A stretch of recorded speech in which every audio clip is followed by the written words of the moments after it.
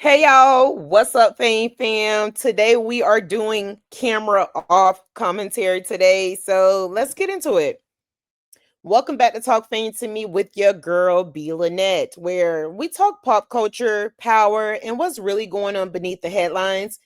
If you're new here, this is a space for context, not chaos. We don't dogpile, we don't sensationalize, we slow things down and talk culture honestly. Today's conversation is about commentary, accountability, and how criticism crosses the line when respect disappears. We're talking about Adin Ross, Dochi, and a larger pattern the culture is no longer ignoring. This is not about picking sides, it's about standards. So let's get into it. Before we go any further, let's set the table. Adin Ross is a popular live streamer who built his platform through online streaming, gaming, and reaction content. He's known for being unfiltered, provocative, and often controversial. A large part of Aiden's brand is shock value, saying things that get clipped, reposted, and debated online. That approach has earned him massive visibility, especially among younger audiences. But with that visibility comes responsibility. When you have millions of viewers, your words don't just stay jokes, they become narratives. Now, let's talk about Dochi. Dochi is a rapper, singer, and performer from Florida who has been building her career for years. She's known for her lyricism, creative visuals, genre blending sound, and strong live performances. She's not a viral overnight artist. She worked through independent releases, showcases, and consistent output before receiving mainstream attention. And like many Black women in hip hop, once she started winning, the conversation shifted from her talent to her legitimacy. Okay. That context matters. Okay. Now that we are clear about who's who, let's talk about what actually happened. Because once you remove the internet noise, the timeline is very clear. This situation started when Adin Ross, during a live stream, referred to Doechii as an industry plant. That wasn't a response, that wasn't a rebuttal, that was unsolicited commentary. In hip hop culture, calling a Black woman an industry plant is not neutral critique. It's a coded way of saying, you didn't earn this. You were placed here. You don't belong. Doechii, she didn't tweet. She didn't go live. She didn't insult anyone back. She responded the way artists have always responded through their music. On her new single, Girl Get Up, featuring SZA, she raps, all that industry plant shit is whack. I see it on the blogs. I see you in the chats. That's not chaos. That's composure. But instead of letting it in there, Adin Ross escalated the situation on stream, reacting to her music. He didn't critique bars, flow, or delivery. He dismissed her talent and mocked her presence. And then he crossed a line that had nothing to do with music. He called her bitches. He called her smelly. He laughed while saying it and he repeated it. That language matters because calling Black women dirty, smelly, or undesirable isn't random. It's a racialized trope that's been used for generations to dehumanize Black women and make disrespect feel casual. Now, I do want to add something here because fairness matters. There was a moment where I actually agreed with Adin Ross. This was during the situation where Doechii was filmed speaking to her team about needing more umbrellas. In that clip, Doechii appeared frustrated and at times hostile toward the people working around her. Adin Ross spoke up in defense of the 9 to 5 workers in that moment. And on that specific point, I understood what he was saying because no one deserves to be spoken to disrespectfully just because they're doing their job. And I want my audience to hear this clearly. I don't blindly disagree with everything Adin Ross says. However, and this part is important. That one valid critique does not make everything else he says credible because you cannot repeatedly degrade someone, use racially coded insults, and attack their character, then turn around and present yourself as the moral authority on how someone else should behave. That is something that we call the pot calling the kettle black. You can't critique someone for having bad character while displaying bad character yourself. And that's something our community has always called out. Both things can be true at the same time. Doechii can be wrong in one moment and still be right to push back against disrespect. Adin Ross can make one fair point and still be wrong in how he's handled her overall. Okay. All right. So next, let's talk about pattern and cultural responsibility.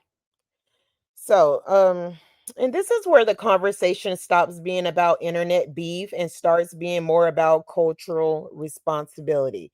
I watch hip hop commentary. A lot of us do.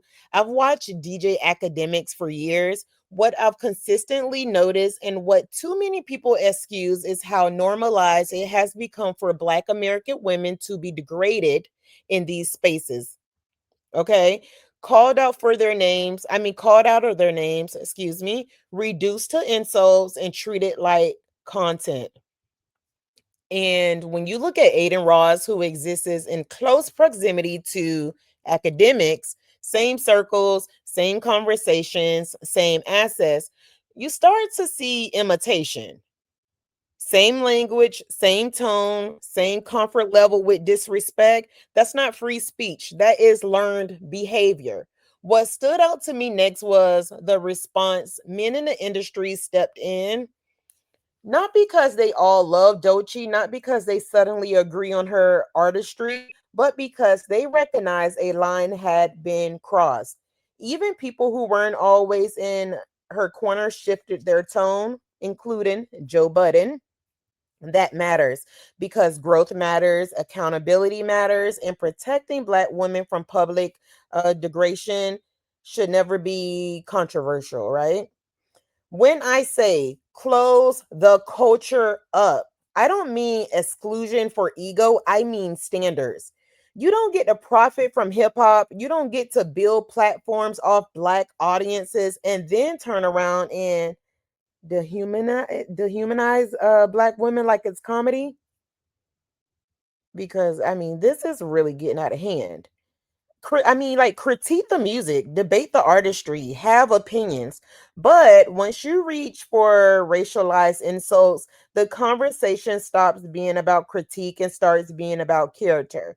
And this time, the culture responded, not with chaos, not with violence, but with boundaries. And that's exactly how it should be.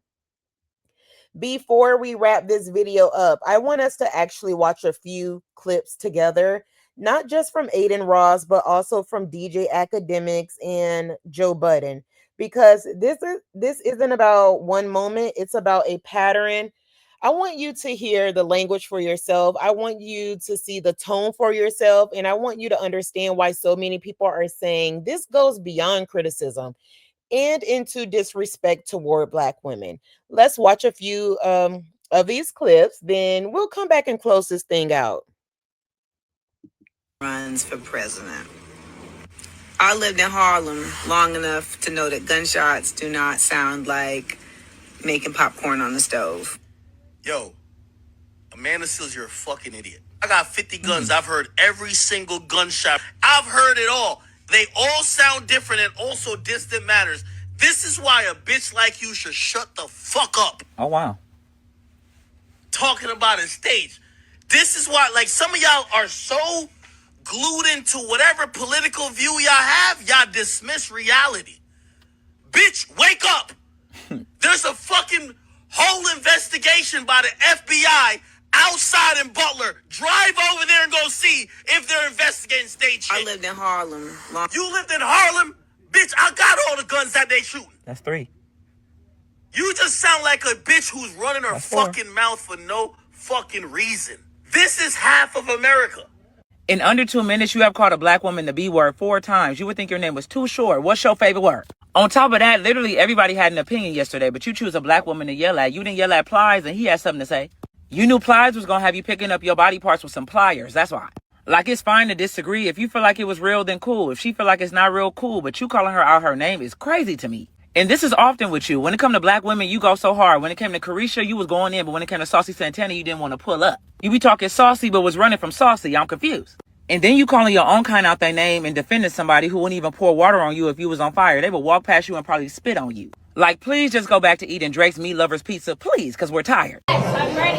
Give me another, no, stop. Give me another umbrella, now. Another one, right there. And another, whoa. I need another one. Another umbrella. Excuse me. I need four fucking umbrellas. Two more umbrellas. Because I'm trying to sleep there. Umbrella. Anybody? Right there. Three more umbrellas. I'm so ready. All right, make a path, everyone. Clear a path. Move. Clear a path here. Clear a path. And do not let that one umbrella. I will not. Because there's already so much hate in this world. I just don't want it to be normalized to disrespect 9-to-5 workers or spit upon them, and I don't fuck with that at all. I call it out for what it is.